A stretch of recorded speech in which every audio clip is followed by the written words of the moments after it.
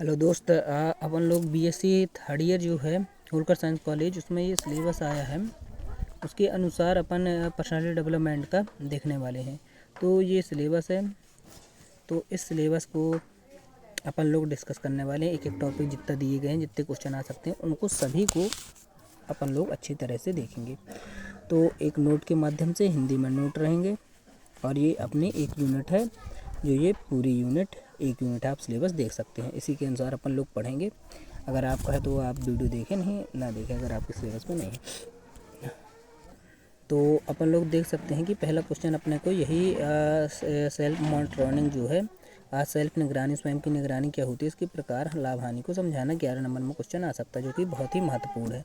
तो देखेंगे इसको कि क्या होता है ये सेल्फ मॉनिटरिंग या स्वयं की निगरानी। वातावरण या परिस्थिति के अनुसार अपने व्यवहार को बनाए रखने को सेल्फ मॉनिटरिंग कहते हैं, कि आप परिस्थिति के अनुसार किस प्रकार से अपने आप को ढाल सकते हैं। जैसे कोई कुछ लोग होते हैं जो कोई हंसने लगा तो उसी के ऊपर नाराज़ हो जाते हैं, है ना। तो उसको अपने गुस्से को कितना कंट्रोल कर सकते हैं।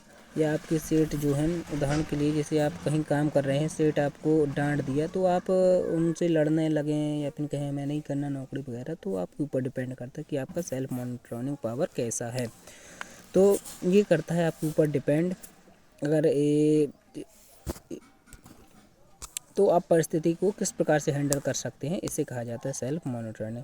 ये दो प्रकार का होता है, एक होता है हाई पावर होता है, और एक होता है लो सेल्फ मॉनिटरिंग। तो इसमें क्या रहता है, इसमें प्रकृति के जो लोग रहते हैं अपने क्रोध, खुशी, हंसी आदि को परिस्थिति के अनुसार कंट्रोल कर लेते हैं। ऐसे व्यक्ति जीवन में अधिक सफल होते हैं। ये अपनी खुशी, क्रोध जो होता है तो उसे कंट्रोल कर लेते हैं, एक हद तक उसे कंट्रोल कर लेते हैं, हंसी खुशी को, ठीक है। और ये जो लो सेल्फ मॉनिटरिंग के लोग होते हैं, वो अपने ये प्रकृति के लोग खुशी को, क्रोध को आदि, हंसी को कंट्रोल नहीं कर पाते, और ये मन में जो आता है वही बोल देते हैं। और ये लोग दिल के साफ होते हैं, लेकिन ये दर दर भटकते रहते हैं नौकरी के लिए। यहाँ किया नौकरी, वहाँ किया, मतलब हर जगह से नौकरी छोड़ते रहते हैं, एक जगह स्थायी कार्य नहीं कर पाते हैं। तो क्या रहता है, इन्हें अपने की स्वयं की सेल्फ रिस्पेक्ट ज़्यादा रहती है। अगला है इसके जो लाभ हैं, तो लाभ अपन देखेंगे लाभ क्या है। अपन लिख सकते हैं कि इसके लाभ क्या हैं, कि आपकी जो नौकरी रहती है वो नौकरी स्थायी रूप से बनी रहती है। इसका एक फ़ायदा यही होता है कि आपकी स्थायी रूप से नौकरी बनी रहती है। आप जब स्थायी रूप से कई दिनों तक काम करते रहते हैं, जो आपके बॉस वगैरह होते हैं, मालिक होते हैं, तो वो आपके ऊपर विश्वास करने लगते हैं, और दूसरा आप उनके प्रिय हो जाते हैं, पसंद करने लगते हैं लोग उनके, आपकी आते देख के कि आप इतना कंट्रोल कर सकते हैं। अगला रहता है जो लोग अच्छे पद पर होते हैं, मतलब उनका आपका प्रमोशन होता जाएगा, आपके पैसों में बढ़ोतरी होती जाती है, अगर आप इस प्रकृति के लोग हैं कि आप स्थायी रूप से कार्य कर रहे हैं। इसका नुकसान क्या होता है, नुकसान है कि इसके लोग बहुत मजाक बनाते हैं। अगर आप किसी ने बेइज्जती किया तो उससे लोग जो आसपास वाले होते हैं वो मजाक उड़ाने लगते हैं, तो आपको मजाक के पात्र बन जाते हैं। आत्मसम्मान को आपके ठेस पहुंचती रहती है इसमें, क्योंकि डांटेंगे वगैरह तो आपको सहना पड़ेगा। अगला कुछ ख़राब लोग होते हैं, जो आपके बॉस वगैरह हुए, वो गलत होते हैं, और वो आपके इस चीज़ का फ़ायदा उठा लेते हैं, और वो आपसे ज़्यादा काम कराने लगते हैं। फ़ायदा उठाकर आपसे ज़्यादा से ज़्यादा काम कराने के प्रयास करते हैं कि अब तो छोड़ कर जाने वाला है नहीं, तो ऐसे ये इसकी हानि हो जाती है। अगला जो क्वेश्चन है इसका अगला टॉपिक है परसेप्शन क्या होता है, और इसे जो नज़रअंदाज करने के लिए परसेप्शन की जो गलतियां हैं वो कौन कौन सी हो जाती हैं। परसेप्शन क्या कहलाता है, परसेप्शन से ऐसा होता है व्यक्ति कि किसी चीज़ की देखने या सोचने की नज़रिए को, कि आप किसी चीज़ को किस प्रकार से देख रहे हैं। जैसे कोई हंस रहा है तो आप सोच लें कि वो खुश है, इससे ये काम करा लें, वो काम करा लें, है ना।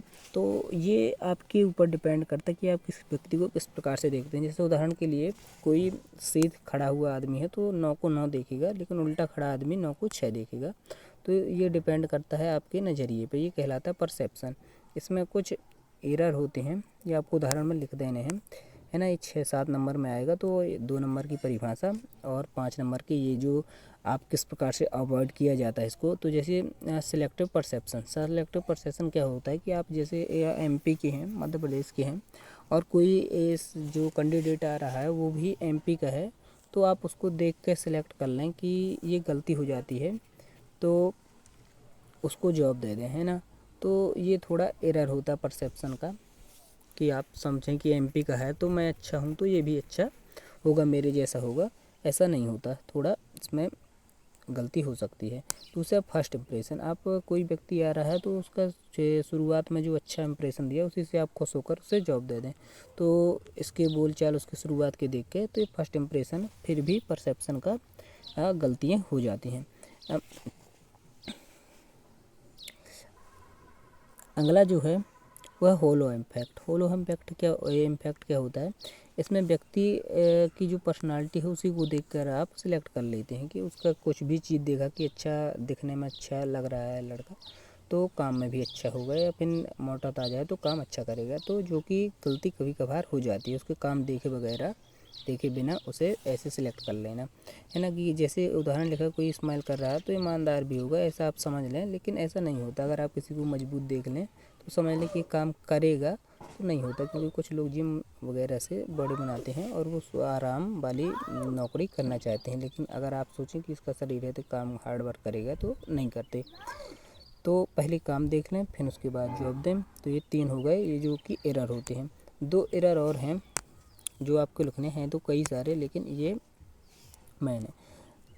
अगला जो है वो है परसेप्चुअल सेट। क्या होता है, इसमें पहले व्यक्ति द्वारा किए गए व्यवहार के अनुसार उसे सिलेक्ट कर लिया जाता है। जैसे कोई व्यक्ति है वो अच्छा खिलाड़ी है, 2 साल पहले आपने देखा कि अच्छा खेल रहा था, फिर उसने खेल छोड़ दिया, फिर उसके बाद 2 साल जब वो आए और फिर आप उसको अपने टीम में ले लें, तो ये होगा उसके 2 साल वाले का परफॉर्मेंस।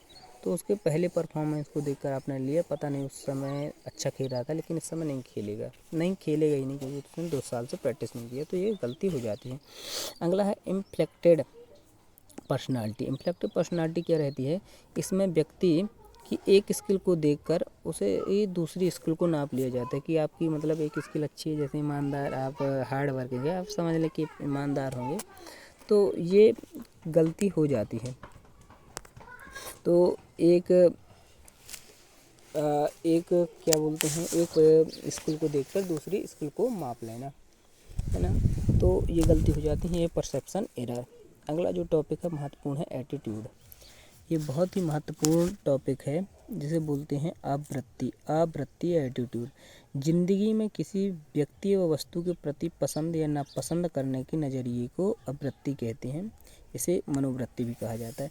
आप ये आया क्वेश्चन कि किसी व्यक्ति के प्रति पसंद या नापसंद के दृष्टिकोण या नज़रिए को क्या कहा जाता है, वो एटीट्यूड कहा जाता है। यूपीएससी और एमपीपीएससी पीएससी वगैरह जो रहते हैं उसमें ये मनोवृत्ति या आवृत्ति सिलेबस ही होता है, तो इसे कहा जाता है मनोवृत्ति, है ना। मनोवृत्ति का आप ऐसा समझ सकते हैं कि जैसे आपके पास आप छोटे हैं या फिर आप लंबे हैं पतले हैं और आप सोचें कि मेरी कमज़ोरी है, तो ये आपका नेगेटिव एटीट्यूड हो जाएगा। और ये है कि आप उसको निगलेक्ट करें, ना समझें कि हम छोटे हैं और अपने काम पे लगे रहें, अपनी जो परेशानी उसको ना देख के अपने काम में फोकस करें। एक इनके अनुसार परिभाषा है, तो थार्टन ने जो है उन्होंने एक परिभाषा दिया कि कुछ मनोवैज्ञानिक वस्तुओं के सकारात्मक या नकारात्मक प्रभाव को एटीट्यूड कहा जाता है। आपका किस प्रकार से सकारात्मक और नकारात्मक प्रभाव से एटीट्यूड कहा जाता है। ये 2 प्रकार का होता है, एक होता है सकारात्मक एटीट्यूड, एक होता है नकारात्मक एटीट्यूड, जो कि पेपरों में आएगा। तो सकारात्मक एटीट्यूड वाले व्यक्ति जो रहते हैं, वो ऐसे प्रवृत्ति के जो लोग रहते हैं वो हमेशा अपने ऊपर विश्वास रखते हैं, वो खुद के ऊपर विश्वास रखते हैं और अपनी जो असफलता में जो कमियां होती हैं उन्हें दूर करने का प्रयास करते हैं, निरंतर आगे बढ़ते रहते हैं। और ये किसी को दोषी नहीं ठहराते कि तेरी वजह से नहीं मेरा हो पाया या फिर इस गलती की वजह से नहीं हो पाया, उसे ये दूर करते हैं। और ये कर्तव्यनिष्ठ होते हैं, अपने उत्तरदायित्व को समझते हैं, ये हमेशा खुश रहते हैं और किसी भी बात की टेंशन नहीं लेते हैं। ये समस्याओं का समाधान खुद निकालते हैं, समस्या बनाते नहीं हैं, उनका समाधान निकालते हैं और ना ही समस्या किसी को गिनाते हैं। नकारात्मक एटीट्यूड वाले जो व्यक्ति होते हैं नकारात्मक एटीट्यूड वाले, तो इस प्रवृत्ति के जो लोग रहते हैं खुद पर विश्वास नहीं होता, ये अपनी कमियां गिनाते रहते हैं कि मैं पैसों की वजह से नहीं पढ़ रहा या फिर मेरे पास रिसोर्स नहीं है कोई भी, तो ये अपनी कमियां गिनाते रहते हैं। और अभी ये कहेंगे कि मतलब मेरा पेपर छूट गया, इस वजह से छूट गया, मेरा छूट गया नहीं, मुझसे पूरा बनता था, तो ऐसे ये गिनाते रहते हैं और काम नहीं करते हैं, अपनी समस्या गिनाते रहते हैं और कर्तव्य और उत्तरदायित्व से दूर भागते रहते हैं, हमेशा भयग्रस्त और निराश रहते हैं अपनी ज़िंदगी में। तो इस प्रकार से ये जो एटीट्यूड वाला क्वेश्चन है बहुत ही महत्वपूर्ण है, जो कि पेपरों में आने वाला है।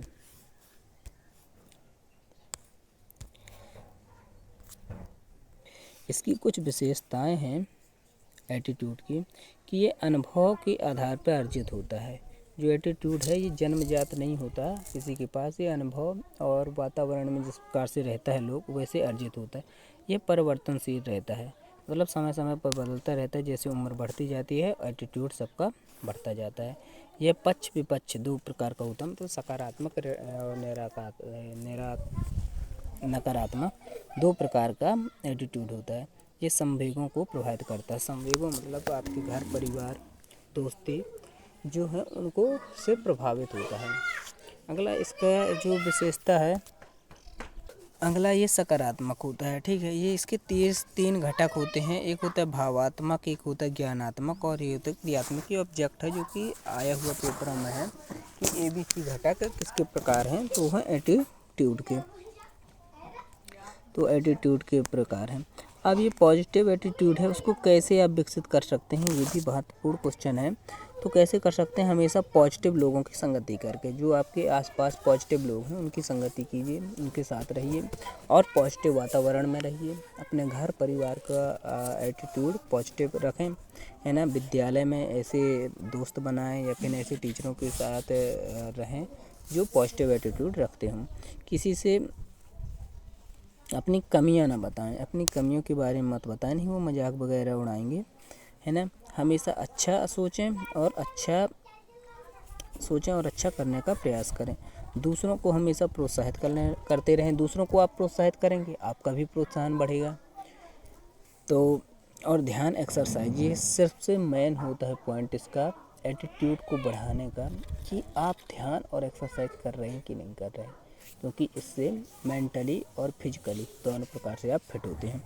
और अपनी कमियों को दूर करने का हमेशा प्रयास करते रहना और कोई ना कोई स्किल सीखते रहना, जैसे कंप्यूटर चलाना हो गया, एडिटिंग करना, मोबाइल में वीडियो बनाना वगैरह, डांसिंग, सिंगिंग, गार्डनिंग, ये जो कई प्रकार की जो स्किलें हैं इनको सीखते रहना चाहिए। चित्र बनाना, पेंटिंग करना, इससे आपका एटीट्यूड और बढ़ेगा। आपको किसी के सामने झुकना नहीं पड़ेगा, हाथ फैलाने नहीं पड़ेंगे, रुपयों की ज़रूरत नहीं पड़ेगी किसी से, वैसे ही आपका एटीट्यूड अच्छा रहा आएगा। अगला है हेल्थ आइगन जो है उसकी परिभाषा लिखना है। हेल्थ आइगन, तो हेल्थ आइगन ये स्वच्छता जिसे बोलते हैं। व्यक्तिगत हाइगन का अर्थ होता है व्यक्ति द्वारा किए जाने वाले उन उपायों से, व्यक्ति द्वारा अपने हेल्थ के लिए किए जाने वाले उन उपायों से होता है जिसके द्वारा वह अपने शरीर के विभिन्न अंगों जैसे हाथ, पैर, कान, नाक, नाखून, जननांग, आँख आदि की साफ सुथरी स्थिति में रखता है। तो हेल्थ हाइगन जो हाइगन होता है, स्वच्छता होती है, उससे ऐसा होता है कि आप अपने हाथ, पैर, त्वचा, आँख, नाक आदि को किस प्रकार से स्वच्छ रख सकते हैं, किन तरीकों के द्वारा स्वच्छ रखते हैं, हमेशा स्वच्छता करे रहते हैं कि नहीं करे रखते, उसी को हेल्थ हाइगन बोला जाता है।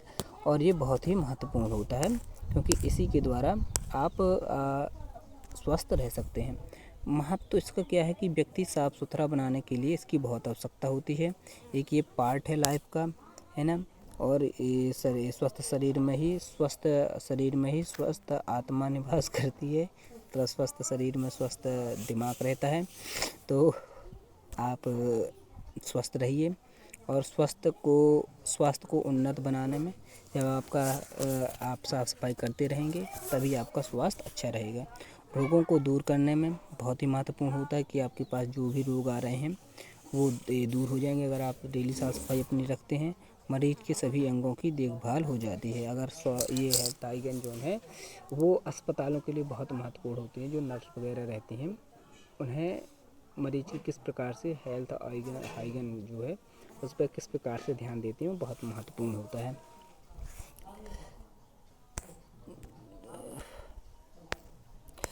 अब अगला जो है वो है भूख पड़ती है। आप साफ सफाई करते रहेंगे अपने उसकी, स्वस्थ रहेंगे तो आपकी नींद बढ़ेगी, अच्छी नींद लगेगी, सभी काम करने में मन लगेगा आपका। जो भी आप मन ये करना चाहते हैं, स्वस्थ रहेंगे तो अपने आप ही काम करेंगे। तो इस प्रकार से कुछ और पॉइंट है जो इसके द्वारा आप लिख सकते हैं। हर एक चीज़ में काम लगे, मन लगता है आपका, स्वस्थ रहते हैं अपन लोग, है ना। तो इसमें महत्वपूर्ण योगदान देते हैं। अगला इसका एक और है, वो है प्रभाव है कि प्रभाव मतलब अगर नहीं करेंगे तो क्या होगा। तो इसमें आप खुद लिख सकते हैं। अगर आप नहीं कर रहे तो क्या कि जैसे आप त्वचा की साफ़ सफाई नहीं करेंगे तो दांत खाज खुजली वगैरह होंगे, ये लिख सकते हैं। बालों की नहीं करेंगे साफ़ सफाई, जुआ वगैरह होंगी। दांतों की नहीं करेंगे तो दांत सड़ वगैरह जाएंगे। इसी प्रकार आप लिख सकते हैं अपनी आँखों की कि आँख की साफ़ सफाई वगैरह नहीं करेंगे तो आँख आना वगैरह ये बीमारियां हो जाएंगी। आँख के लिए, दांत के लिए लिख दिया, है ना। बालों और जितने भी साफ सफाई वाली जगह वगैरह हैं जिनकी नहीं करते तो उसमें आपको कई प्रकार की बीमारी फैल जाएंगी। तो इसके प्रभाव होते हैं, आप समझ सकते हैं। हेल्थ हाइजीन क्या है, आपको मेन जानना था कि होता क्या है, जो कि इंग्लिश में लिखा हुआ टॉपिक था। तो ये यहाँ से मेन ये जो टॉपिक हैं, बाकी ये टॉपिक सिर्फ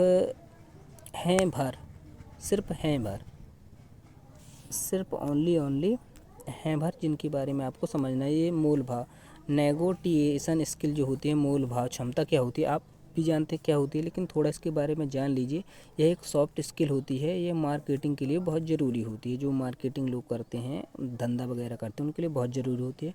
मूल भाव एक ऐसी स्किल है जिसके द्वारा आप घाटा सहने से बच सकते हैं, है ना, और अनेक चीज़ें सस्ते में ख़रीद सकते हैं। अगर आपको मोल भाव करना आता है कि कौन सी चीज़ कितने में है, कितने में ख़रीदनी है, तो आप ज़्यादा कम रुपयों में अच्छी चीज़ खरीद सकते हैं, और ये ज़रूरी भी होती है।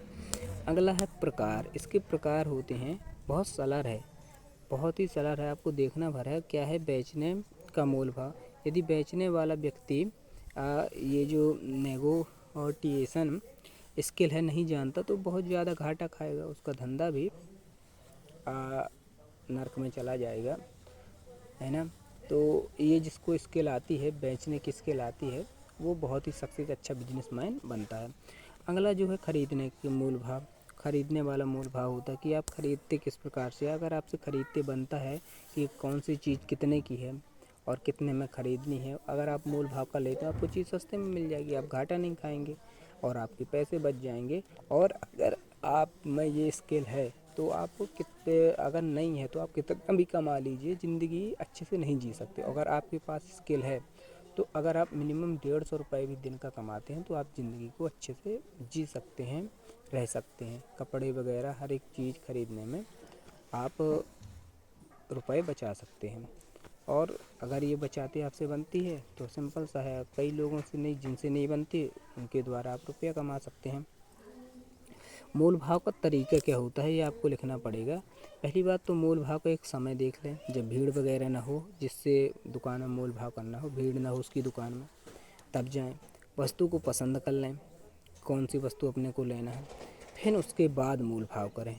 चर्चा करें कि भैया कितने में दोगे कि नहीं दोगे, फिर लास्ट में समझौता करें कि भैया पढ़ रही है तो दो और नहीं पढ़ रही तो हम जा रहे हैं। और अगर उसे पढ़ रही होगी तो हमेशा आपको दे देगा। तो ये होता है तरीका। पहला तो यही होता है कि पहले टाइम देख लेंगे किस टाइम पे ये खाली रहेगा। ऐसा नहीं कि वो खाली नहीं है और आप पहुंच गए और चिल्ला रहे हैं कि हाँ नहीं हमें ये चाहिए, इतने में दो, इतने, वो नहीं देगा। अगर उसके तो यहाँ भीड़ है तो वो नहीं देगा। तो ये होता है तरीका एक कि किस प्रकार से किया जाता है। और आई होप, मैं आशा करता हूँ आपसे कि इसमें जो बचे हुए टॉपिक हैं वो भी मैंने आपके कंप्लीट करा दिए। पूरी मतलब यूनिट ही, आपकी पूरी यूनिट 1 2 3 यूनिट जो थीम पर्सनालिटी डेवलपमेंट की, वो मैंने कंप्लीट करा दिया। आपको जानकारी दे दी जितनी मुझसे बनती थी या मेरे पास थी, तो वो मैंने आपको दे दिया नेट से ढूंढ ढाड़ के। और मैं आशा करता हूँ आपका अच्छा पेपर जाएगा, है ना। चलिए मिलते हैं अगले वीडियो में। तो थैंक यू, धन्यवाद वीडियो देखने के लिए।